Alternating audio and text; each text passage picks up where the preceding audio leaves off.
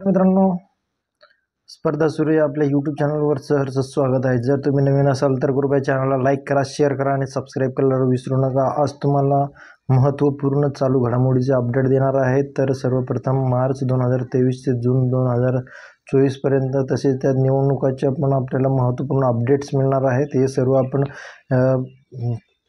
MPSCच्या पूर्वपरीक्षेसाठी आपण खूप महत्त्वाचं हे माहिती देणार आहोत आणि खूप महत्त्वाचं अपडेट आहे. तुम्ही यापूर्वी भरपूर माहिती ऐकलेली असाल किंवा आपण घेतलेली असाल, तर त्यापैकी ही खूप महत्त्वाची माहिती आहे आणि यासाठी आपल्याला जवळ पेन आणि वही घेऊन बसायचं आहे. जर आपण यात महत्त्वाच्या ज्या अपडेट असतील त्या आपण लिहून घेणं किंवा महत्त्वाचं अपडेट हे लक्षात ठेवणं हे खूप महत्त्वाचं आहे. तर त्यासाठी आपण बघणार आहोत, जास्त वेळ न घालवता आपण महत्त्वपूर्ण अपडेट्स बघणार आहोत. त्यात बघा, तुम्हाला इथं जी आपली लोकसभा झालेली आहे ती 2024ची ही 18वी लोकसभा आहे. तर 18वी लोकसभा निवडणूक 2024, तर निवडणुकीबद्दल अपडेट बघणार आहोत. निवडणुकीची घोषणा ही 16 मार्च 2024मध्ये करण्यात आलेली होती. एकूण टप्पे होते 7 आणि कालावधी होता 19 एप्रिल ते 1 जून 2024. निकाल 4 जून 2024मध्ये लागलेला आहे आणि 4 जून रोजीच आपल्याला निकाल माहिती पडलं की सरकार कोणाचं येणार आहे. त्यानंतर महाराष्ट्रातील जे होते ते टप्पे 5 घेण्यात आलेले होते. कारण की महाराष्ट्रात एक प्रश्न मागेच येऊन गेलेला होता की उत्तर प्रदेशमध्ये किती टप्प्यामध्ये मतदान घेण्यात आलेले होते. तर तशाच प्रकारचं हे आपल्याला महाराष्ट्रात 5 टप्प्यांमध्ये मतदान घेण्यात आलेलं होतं. तर एकूण उमेदवार होते 8,360 एकूण उमेदवार होते. ज्यांनी फॉर्म भरलेला होता किंवा जे निवडणुकीसाठी उभे होते ते 8,360. त्यात पुरुष होते 7,838 आणि महिला होत्या 797 हा आकडा लक्षात ठेवा, कारण की महत्त्वाचा आकडा आहे. महिला उमेदवार किती होत्या आणि तृतीयपंथीय 6, 19मध्ये पण 6 होते 2019मध्ये आणि 2014मध्ये पण 6 आणि 19मध्ये पण 6 आहे. सर्वाधिक उमेदवार ज्या कोणत्या पक्षाचे होते तर BSP, ते होते 488 आणि BJPचे होते 440. सर्वाधिक उमेदवार राज्य पक्ष जे होते त्या उमेदवाराचे होते सपा, 71 होते त्याचे उमेदवार. त्यानंतर आहेत सर्वात कमी उमेदवार उभे केलेला राष्ट्रीय पक्ष नॅशनल पीपल पार्टी, यांनी सगळ्यात कमी उमेदवार उभे केलेले आहेत, फक्त 3. नॅशनल पीपल्स पार्टी याचे फक्त 3 उमेदवार आहेत. सर्वाधिक महिला उमेदवार भाजपा 69, भाजपाचे 69 महिला उमेदवार होतात. सर्वाधिक श्रीमंत उमेदवार doctor Chandrashekhar P, TDP Andhra Pradesh, 5,705 कोटी रुपयाची संपत्ती आहे.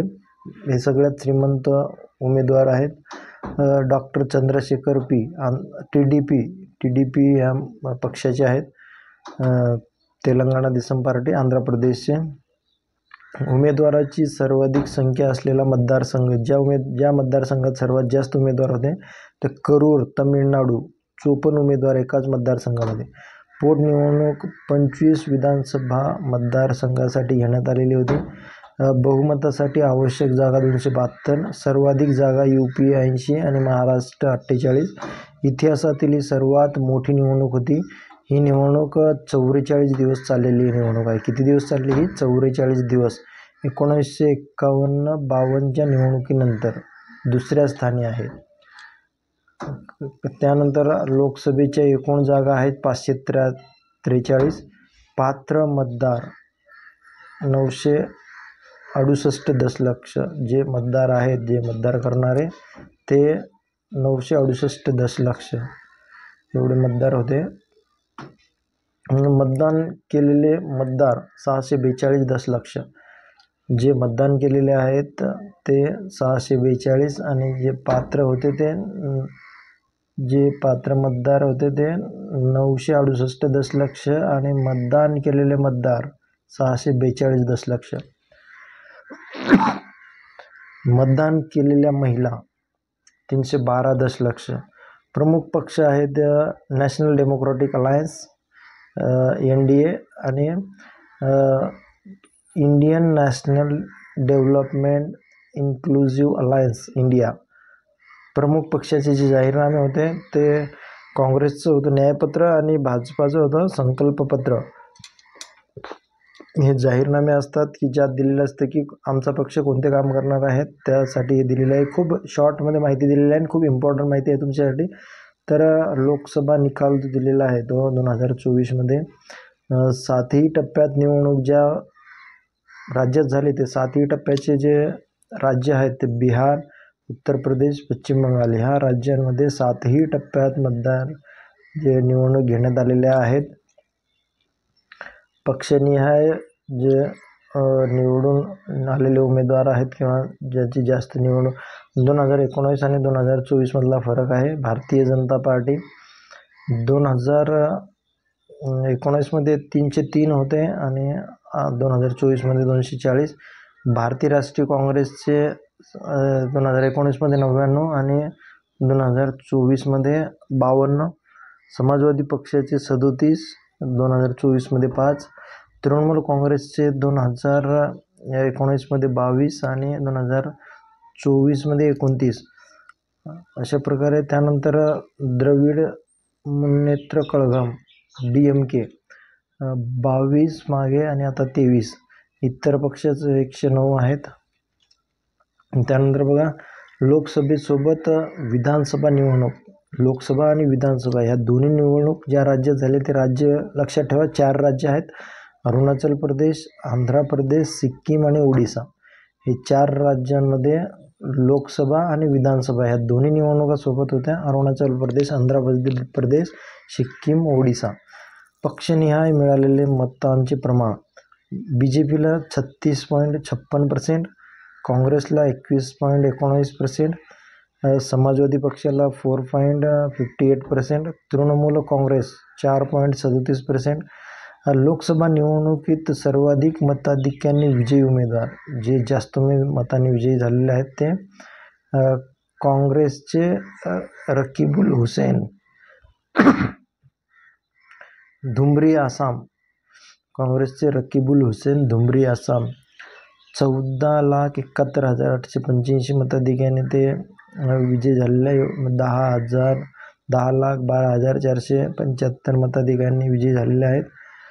भाजपचे जे आहे 2 नंबरचे शंकर लालवानी कौर मध्य प्रदेशमधलं कौर या मतदारसंघातून 12,25,751 एकूण मत होते आणि ते मताधिक्याने आलेले आहेत 10,08,000 मताधिक्याने आले. प्रमुख उमेदवार जे आहेत शिवराज सिंग चौहान विदिशा मध्य प्रदेशचे शिवराज सिंग चौहान आहे विदिशा मतदारसंघाचे.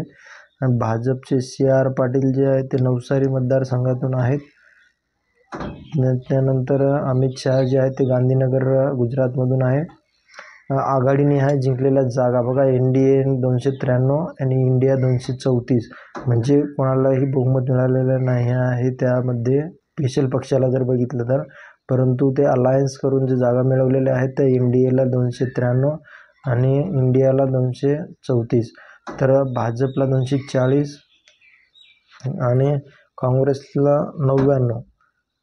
तर बघा जे NDAचे जे घटक पक्ष आहेत ते भाजप, तेलुगू देसम, JDU, शिवसेना शिंदे गट, लोक जनशक्ती, अन्य आणि इतर. आणि इंडियामध्ये जे आहेत ते काँग्रेस, सपा, तृणमूल, द्रमुक, शिवसेना उद्धव बाळासाहेब ठाकरे, राष्ट्रवादी शरद पवार हे गट आहेत 2. त्या गटापैकी बघा कोणाला किती जागा मिळाल्या ते बघू. तर NDA गटातल्या भाजप या पक्षाला 240 जागा जिंकलेल्या आहेत. तेलुगू देसम 16, JDU 12, शिवसेना शिंदे गट 7, लोक जनशक्ती 5, अन्य 13, इतर 17. त्यानंतर इंडिया आघाडीचे जे आहेत ते 234 त्यांना जागा मिळालेल्या आहेत. तर त्यात बघा कोण कोण आहे. काँग्रेसला 99, सपाला 37, तृणमूलला 29, द्रमुक 22, शिवसेना उद्धव बाळासाहेब ठाकरे 9, राष्ट्रवादी शरद पवार 8. महाराष्ट्रात सर्वाधिक मत फरकांनी विजयी पियुष गोयल हे 3,57,608 या मताधिकाऱ्यांनी विजयी झालेले आहेत. त्यानंतर महाराष्ट्रात सर्वात कमी मत फरकांनी विजयी जे रवींद्र वायकर मुंबई उत्तर पश्चिमचे होते, त्यांना फक्त 48 मताच्या फरकाने त्यांचा विजय झालेला आहे. तर नाटोचा पर्याय आपण बघणार आहोत. नाटोविषयी सविस्तर बघणार आहोत थोडीशी माहिती. तर नाटोचा वापर, नाटो म्हणजे नॉन ऑफ दी अबो, हे सगळ्यात शेवटचं ऑप्शन असतं. त्यात संपूर्ण भारतात 63,47,509 म्हणजे 0.99% लोकांनी या नोटाचा वापर केलेला आहे, नाटोचा वापर केलेला आहे. नोटा हा सर्वाधिक वापर जो आहे इंदोरमध्ये झालेला आहे, 2,18,000. तर एकाच मतदारसंघात 2 लाखापेक्षा जास्त नोटाला मते मिळण्याची पहिलीच वेळ आहे जी इंदोरमध्ये 2 लाखापेक्षा जास्त मत मिळालेलं आहे नोटाला इंदोरमध्ये. तर याआधी 2019मध्ये बिहारच्या गोपालगंज मतदारसंघाच्या नावावर नाटोचा सर्वाधिक विक्रम मते मिळवण्याचा विक्रम होता. हे बघा, या 2019मध्ये बिहारमधील गोपालगंज होता, परंतु आता मध्य प्रदेशमधील इंदोर ह्या मतदारसंघाचं सर्वात जास्त मते मिळवण्याचा विक्रम झालेला आहे. तर 2013मध्ये नोटा पर्याय लागू करण्यात आला. 2013मध्ये नोटा लागू करण्यात आला. तर महाराष्ट्रात सर्वाधिक नोटा रायगड 27,270 या लोकांनी नोटाचा वापर केलेला आहे. महाराष्ट्रात सर्वात कमी नोटा बीडमध्ये घेण्यात आलेला आहे, 2,087. आता आपण सगळ्यात तरुण खासदार जे आहेत ते बघणार आहोत. तर यात दिलेलं आहे पुष्पेंद्र सरोज सर्वात तरुण खासदार आहेत.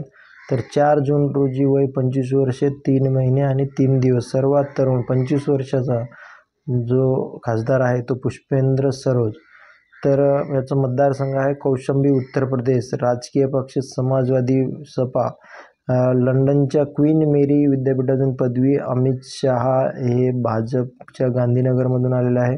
राजनाथ सिंग हे लखनौमधून. तर अखिलेश यादव हे कन्नौजमधून. तर अशा प्रकारे त्यानंतर आहे सर्वात वयस्कर खासदार. सर्वात तरुण पुष्पेंद्र सरोज. तर सर्वात वयस्कर TR बालू, सर्वात वयस्कर खासदार TR बालू. 4 जून रोजी वय 82 वर्षे 5 महिने 22 दिवस. मतदारसंघ श्रीपेरमदुपूर, तमिळनाडू. बघा, त्या सर्वात वयस्कर मतदारसंघ जो खासदार आहे त्यांचा मतदारसंघ आहे श्रीपेरमपुदूर, तमिळनाडू. त्यांचा राजकीय पक्ष आहे DMK, द्रविड मुन्नेत्र कळघम. आणि 18व्या लोकसभेवर 74 म्हणजेच 14% महिला खासदार निवडून आलेल्या आहेत. 74 18व्या लोकसभा. 2019मध्ये 78 महिला होत्या, तर आता 74 आहे.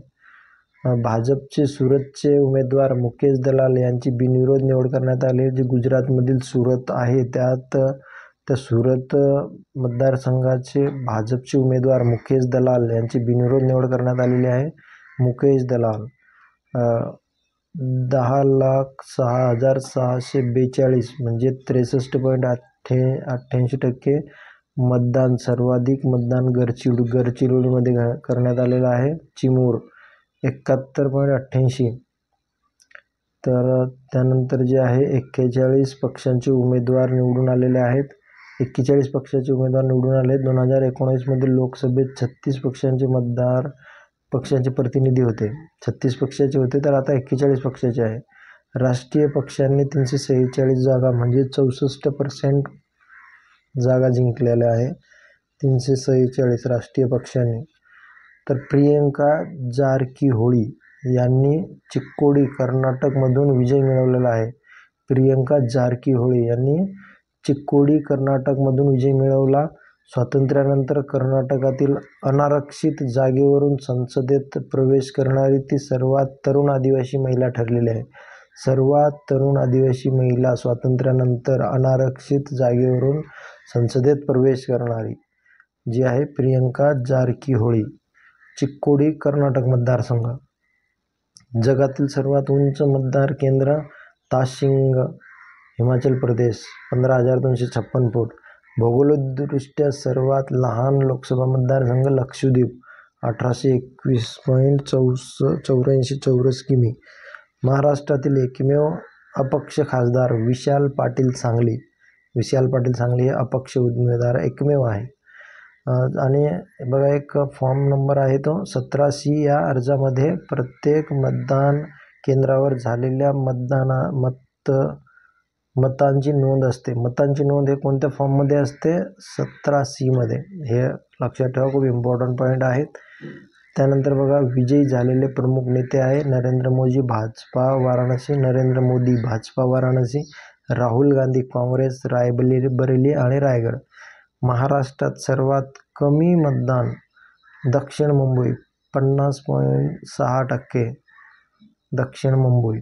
नरेंद्र मोदी तिसऱ्यांदा पंतप्रधान. नरेंद्र मोदी हे तिसऱ्यांदा पंतप्रधान झालेले आहेत. त्यांच्याबद्दल आपण थोडीशी माहिती जाणून घेणार आहोत. नरेंद्र मोदी यांनी 9 जून 2024 रोजी दिल्लीतील राष्ट्रपती भवन येथे सलग तिसऱ्यांदा भारताच्या पंतप्रधान पदाची शपथ घेतली. मोदी यांना राष्ट्रपती द्रौपदी मुर्मू यांनी शपथ दिलेली आहे.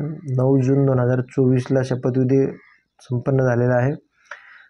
73 वर्षीय मोदींनी 1952-1957, आता मोदींचं वय 73 आहे, तर त्यांनी 1952, 1957 आणि 1961च्या सार्वत्रिक निवडणूक विजयी झालेल्या पहिल्या पंतप्रधान जवाहरलाल नेहरूंच्या विक्रमाची बरोबरी केलेली आहे. बघा, नेहरूंच्या विक्रमाची बरोबरी केलेली आहे. नेहरू पण 3 वेळेस हे होते पंतप्रधान, तर नरेंद्र मोदी यांनी सुद्धा 3 वेळेस आता तिसऱ्यांदा शपथ घेतलेली आहे. तर जवाहरलाल नेहरू यांनी 52, 57 आणि 1961 या सार्वत्रिक निवडणूक सलग तिसऱ्यांदा विजय मिळवलेला होता. त्यानंतर आता या शपथविधीमध्ये उपस्थित जे आंतरराष्ट्रीय नेते होते त्यांचं बघा कोण कोण होते, तर त्यात रानिल विक्रमसिंघे श्रीलंकेचे राष्ट्राध्यक्ष, त्यानंतर डॉक्टर मोहम्मद मुइझू मालदीवचे अध्यक्ष, अहमद आफिफ सेशल्सचे उपाध्यक्ष, शेख हसीना बांगलादेशच्या पंतप्रधान, पुष्पकमल दहल प्रचंड नेपाळचे पंतप्रधान, प्रवीण कुमार जगन्नाथ मॉरिशसचे पंतप्रधान, शेरिंग तोबगे भूतानचे पंतप्रधान. मोदी यांचा थोडासा अल्पपरिचय करून घेऊया आपण. पूर्ण नाव नरेंद्र दामोदर दास मोदी, जन्म 17 सप्टेंबर 1950, बडनगर, गुजरात, दक्षिण दिल्ली विद्यापीठातून BA, गुजरात विद्यापीठातून MA, लोकसभा मतदारसंघ वाराणसी उत्तर प्रदेश. तर त्यांचा जो कार्यकाळ आहे तो बघा 1998 ते 2001 भाजपचे सरचिटणीस, 2002 ते 2014 गुजरात विधानसभा सदस्य, 2001 ते 2014 गुजरातचे 14वे मुख्यमंत्री, 2001 पासून ते 14पर्यंत 14वे मुख्यमंत्री राहिलेले आहेत. त्यानंतर 2014 पासून लोकसभा सदस्य, 2014 पासून लोकसभा सभागृह नेते, 26 मे 2014 पासून 14वे पंतप्रधान. हे बघा त्यांचं एक विशेष आहे, गुजरातचे 14वे मुख्यमंत्री आणि भारताचे 14वे पंतप्रधान, हे लक्षात ठेवा. त्यानंतर केंद्रीय मंत्रिमंडळाचा शपथविधी जो होतो त्याबद्दल थोडीशी माहिती बघणार आहोत. तर पंतप्रधान नरेंद्र मोदी यांच्यासह 30 कॅबिनेट, 5 स्वातंत्र्य प्रभागाचे राज्यमंत्री, 36 राज्यमंत्री अशा एकूण 72 जणांनी शपथ घेतली. राष्ट्रपती द्रौपदी मुर्मू यांनी सर्व मंत्र्यांना पद व गोपनीयतेची शपथ दिली. राष्ट्रीय लोकशाही आघाडीच्या NDA मंत्रिमंडळाच्या महाराष्ट्रातील 6 मंत्र्यांचा समावेश आहे. महाराष्ट्रातील 6 मंत्री होते. NDAच्या मंत्रिमंडळात भाजपचे 60, तेलुगू देशम, JDUच्या प्रत्येकी 2 सहकारी पक्षांचे 12 मंत्री आहेत. पहिल्या मंत्रिमंडळात शपथ घेणाऱ्या एकूण मंत्र्यांची मागच्या 10 वर्षातील ही सर्वाधिक संख्या आहे, ज्यात सगळ्यात जास्त 72 लोकांनी शपथ घेतलेली आहे. तेलुगू देशम पक्षाचे TDP खासदार राम मोहन. त्यानंतर बघा पहिल्या मंत्रिमंडळात शपथ घेणाऱ्या एकूण मंत्र्यांची मागच्या 10 वर्षातील ही सर्वाधिक संख्या आहे. तेलुगू देशम पक्षाचे TDS खासदार राम मोहन नायडू. किंजरापू मंत्रिमंडळातील सर्वात तरुण मंत्री ठरले आहेत. आंध्र प्रदेशच्या श्रीकाकुलम लोकसभा मतदारसंघातील ते खासदार आहेत. सर्वाधिक कालावधीसाठी पंतप्रधान नरेंद्र मोदी 8,277 दिवस, जवाहरलाल नेहरू 6,130 दिवस, इंदिरा गांधी 5,829 दिवस, मनमोहन सिंग 3,656 दिवस, मोरारजी देसाई 2,511 दिवस, अटल बिहारी वाजपेयी 2,271 दिवस, नरसिंहराव 2,229, राजीव गांधी 1,857. NDA आघाडीतील सर्वात तरुण कॅबिनेट मंत्री बनून राम मोहन नायडू यांनी आपल्या वडिलांचा विक्रम मोडलेला आहे. त्यांनी वडील येरान नायडू 1996 मध्ये वयाच्या 39व्या वर्षी सर्वात तरुण मंत्री होते. 79 वर्षाचे जीतन राम मांझी हे शपथ घेणारे सर्वात वयोवृद्ध मंत्री ठरलेले आहे. मांझी यांनी बिहारचे 23वे मुख्यमंत्री म्हणून काम केलेले आहेत आणि ते हिंदुस्थानी आवाम मोर्चाचे HAM संस्थापक अध्यक्ष आहेत.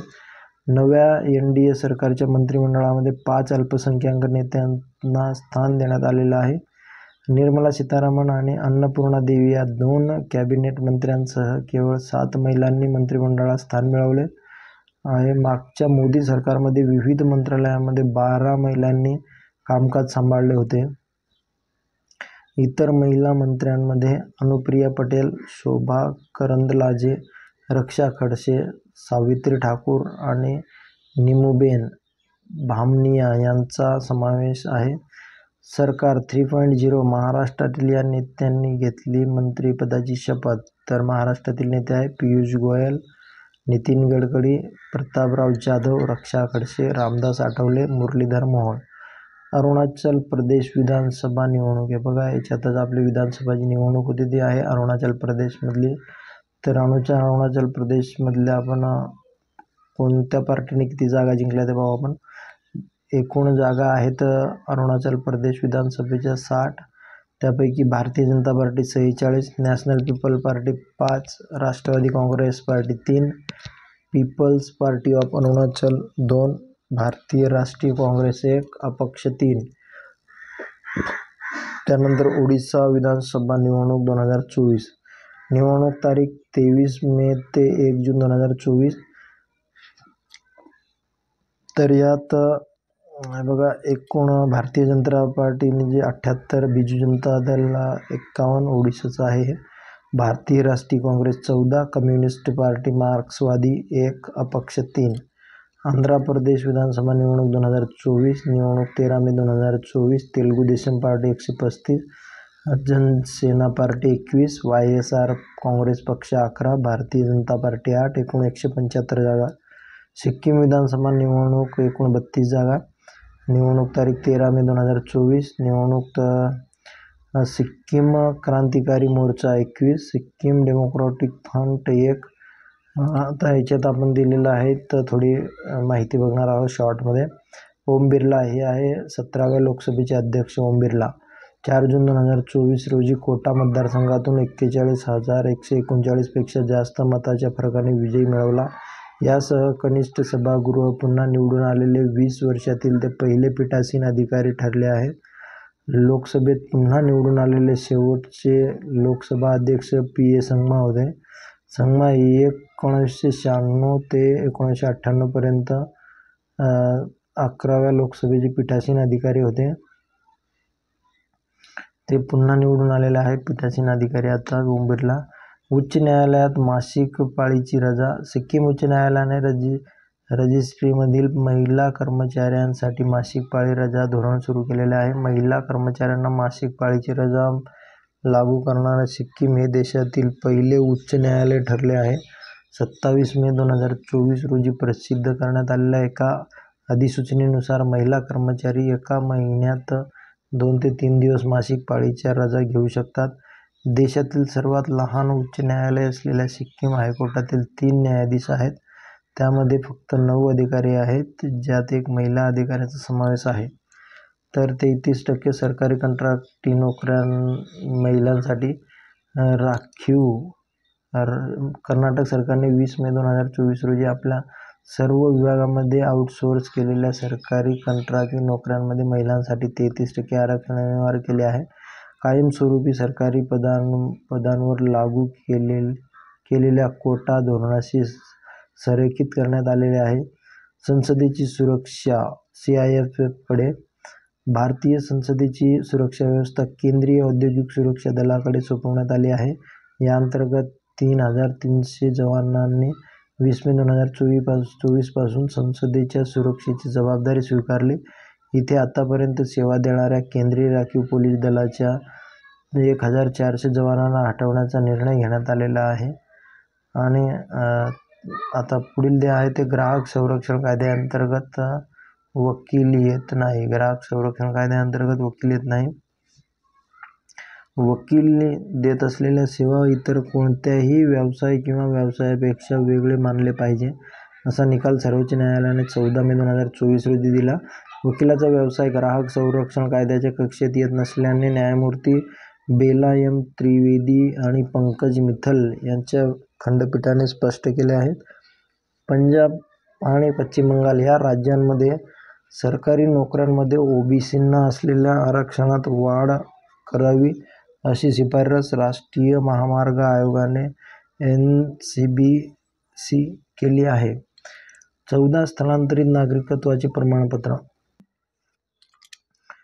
नागरिकत्व दुरुस्ती कायद्याअंतर्गत CAA धर्माच्या आधारावर छळ झाल्याने भारताच्या आश्रयास आलेल्या 14 स्थलांतरितांना गृहमंत्रालयाकडून नवी दिल्लीमध्ये भारतीय नागरिकत्वाचे प्रमाणपत्र प्रदान करण्यात आले. 15 मे 2024 रोजी केंद्रीय गृह सचिव अक्षय कुमार भल्ला यांनी ही प्रमाणपत्रे हस्तांतरित केलेली आहे. पाकिस्तान, बांगलादेश, अफगाणिस्तानातून भारतात आश्रय मिळालेल्या हिंदू, शीख, जैन, बौद्ध, पारशी आणि ख्रिश्चन समुदायाच्या विस्थापितांना भारतीय नागरिकत्व देणारा हा कायदा संसदेच्या दोन्ही सभागृहात 2019 मध्ये मंजूर करण्यात आला होता. तमिळनाडूचे मुख्यमंत्री MK स्टॅलिन यांनी केंद्रीय गृह मंत्रालयाने अधिसूचित केलेल्या नागरिकत्व सुधारणा कायद्याचे CAA नियम राज्यात लागू केले जाणार नाहीत असे 12 मार्च 2024 रोजी जाहीर केले. लिंगडोह समिती. विद्यार्थी संघटनांच्या निवडणुकीबाबत लिंगडोह समितीच्या शिफारशीविरोधात याचिकेवर सर्वोच्च न्यायालयात 23 जुलै 2024 रोजी सुनावणी होणार आहे. विद्यापीठे, महाविद्यालयामध्ये विद्यार्थी संघटना, भारतातील इतर उच्च शिक्षण संस्था आणि विद्यार्थी संघटनांच्या निवडणुकांशी संबंधित मुद्द्यावर शिफारशी करण्यासाठी सर्वोच्च न्यायालयाच्या आदेशानंतर केंद्रीय मनुष्यबळ विकास मंत्रालयाने माजी मुख्य निवडणूक आयुक्त JM लिंगडोह यांच्या अध्यक्षतेखाली एक समिती स्थापन केली होती. या समितीने 26 जून 2006 रोजी अहवाल सादर केला होता.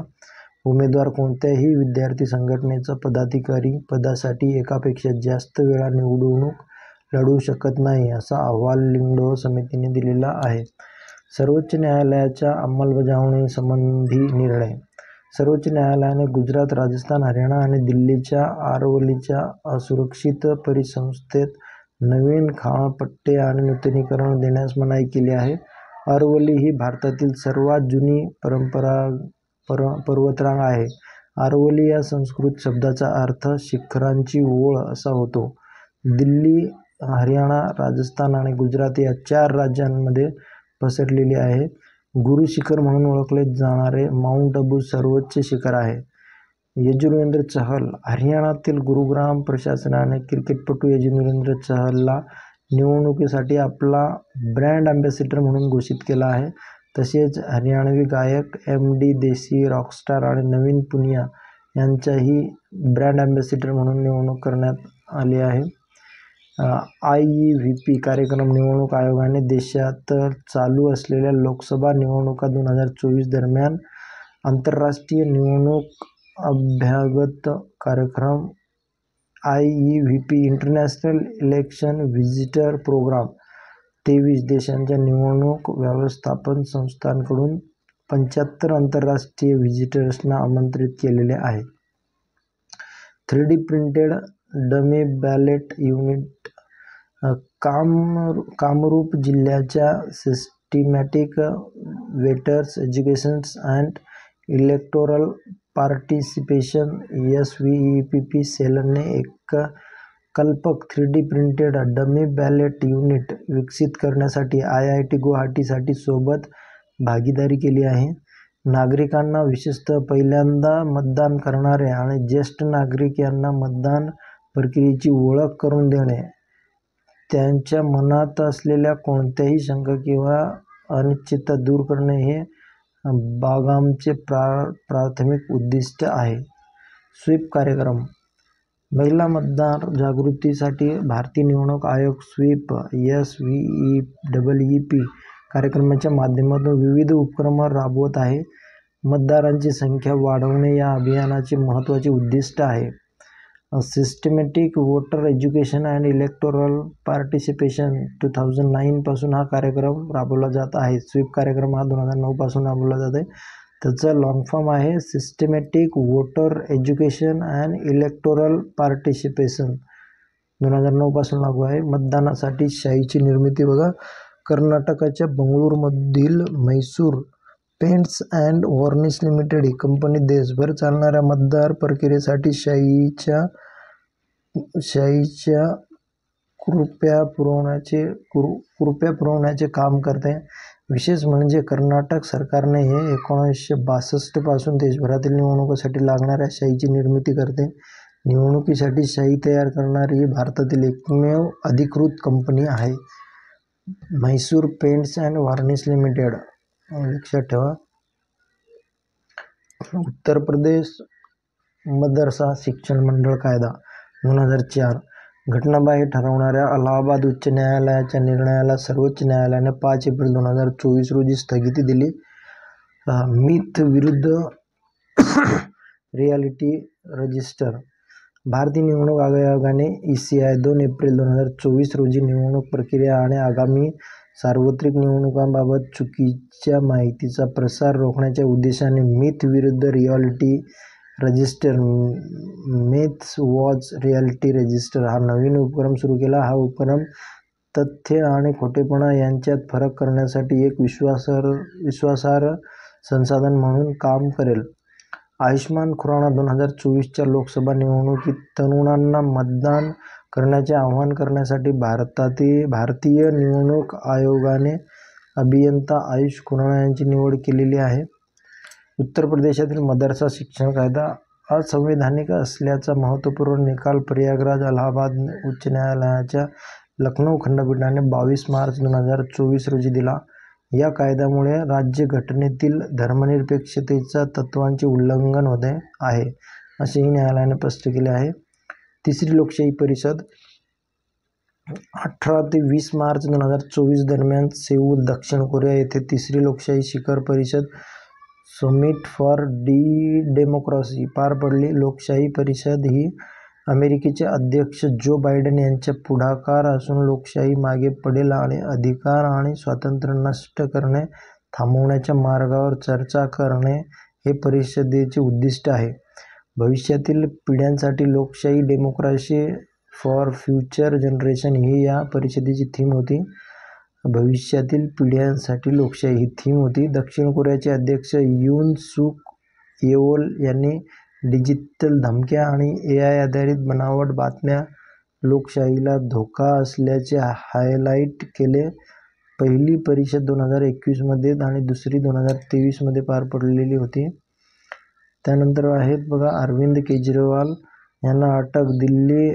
दिल्लीचे मुख्यमंत्री अरविंद केजरीवाल यांना मद्य परवाना गैरव्यवहारात सक्तवसुली संचालनालयाने EDने मद्य परवान्याबाबत 21 मार्च 2024 रोजी अटक केली. केजरीवाल यांनी पदाचा राजीनामा देण्यास नकार दिल्याने पदावर असताना अटक होणारे ते पहिले मुख्यमंत्री ठरले आहेत.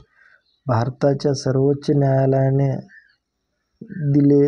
दिल्लीचे मुख्यमंत्री अरविंद केजरीवाल यांना मद्य धोरण प्रकरणात 1 जून 2024 पर्यंत अंतरिम जामीन मंजूर केला आहे. मिशन 414 मोहीम. भारतीय निवडणूक आयोगाने हिमाचल प्रदेशमध्ये 414 मतदान केंद्रावर जास्तीत जास्त मतदान करण्यासाठी मिशन 414 ही विशेष मोहीम सुरू केलेली आहे. 2019च्या लोकसभा निवडणुकीत राज्यात 60 पेक्षा कमी मतदान आले होते. या व्यतिरिक्त कमी महिला मतदार असलेल्या 8 विधानसभा मतदारसंघामध्ये महिला प्रेरक महिलांना मतदानासाठी प्रोत्साहित करतील. शीतल देवी निवडणूक आयकॉन. भारतीय निवडणूक आयोगाने 16 मार्च 2024 रोजी पॅरा तिरंदाज शीतल देवी यांची अपंग व्यक्ती PWD श्रेणीतील राष्ट्रीय निवडणूक आयकॉन म्हणून नेमणूक केली.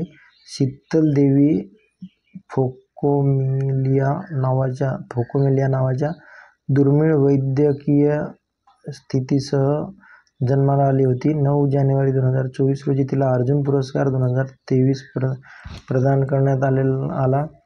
2022च्या आशियाई पॅराऑलिम्पिकमध्ये तिने सुवर्ण आणि 1 रौप्य पदक पटकावले आहे. राज्य ग्राहक आयोग अध्यक्षासाठी परीक्षेची अट रद्द. राज्य ग्राहक तक्रार निवारण आयोग अध्यक्ष निवडणुकीसाठी लेखी व तोंडी परीक्षा घेण्याची अट सर्वोच्च न्यायालयाने रद्द केली आहे. सरन्यायाधीश धनंजय चंद्रचूड, न्यायमूर्ती JB पारडीवाला आणि न्यायमूर्ती मनोज मिश्रा यांच्या खंडपीठाने हा निर्णय दिला आहे. आयोगाच्या अध्यक्षपदी उच्च न्यायालयाच्या निवृत्त न्यायमूर्तीची नियुक्ती केली जाते.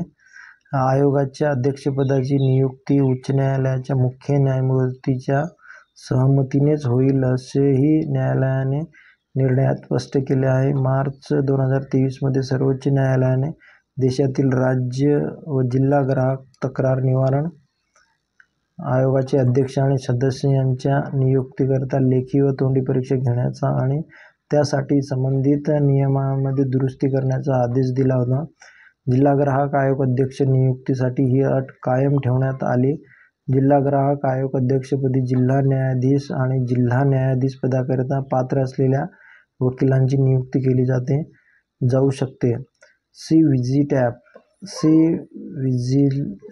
ॲप हे नागरिकांसाठी निवडणुकीदरम्यान आदर्श आचारसंहितेचा MCC उल्लंघनाची तक्रार करण्यास सक्षम असणारे भारतीय निवडणूक आयोगाने ECI विकसित केलेले मोबाईल ॲप्लिकेशन आहे. C vigil app. तर अशा प्रकारे आज आपण एवढीच माहिती बघणार आहोत. तर तुम्ही नवीन असाल तर व्हिडिओ लाईक करा, शेअर करा आणि सबस्क्राईब करायला विसरू नका. तुम्हाला अजून यापेक्षा भारी जे आपल्याला योग्य आणि उपयुक्त असेल आणि IMP असेल परीक्षेसाठी तेवढ्याच मी तुम्हाला इम्पॉर्टंट नोट्स देणार आहेत किंवा तुम्हाला इम्पॉर्टंट माहिती देणार आहेत आणि अशी व्यवस्थित वेळ न वाया घालवणारे व्हिडिओ तुमच्यासाठी बनवणार आहेत. तर तुम्ही अशाच आपल्या चॅनलला सपोर्ट करत राहा, लाईक करा, शेअर करा, म्हणजेच आमची पण ऊर्जा उपयोगात पडते. तर तुम्ही लाईक करा मित्रांनो आणि शेअर करा, आपल्या मित्रांना पण सांगा, कारण की ही परीक्षा खूप महत्त्वाची आहे आणि आपल्या जीवनातील सर्वात योग्य आणि उत्कृष्ट वेळ आहे जो आपण अभ्यास करतो आहे. 4 चौघडीच्या याच्यात जिथं आपण बसलेलो आहे, जो आपला टेबल आहे त्या टेबलवरच हेच टेबल आपला अर्धविश्व दारिद्र्य जे आहे आपल्यावर ते मिटवू शकतो, आपली प्रतिष्ठा वाढवू शकतो. ह्याच डेस्कवर आपण अधिकारी होऊ शकतो. तर त्यासाठी तुम्हाला सर्वांना मनपूर्वक शुभेच्छा आणि मनपूर्वक धन्यवाद. आणि आपण असेच अभ्यास करत राहा, वेळ न वाया घालवता. तर आपण आपल्या चॅनलला लाईक करा, शेअर करा आणि सबस्क्राईब करा. धन्यवाद मित्रांनो. जय हिंद, जय महाराष्ट्र.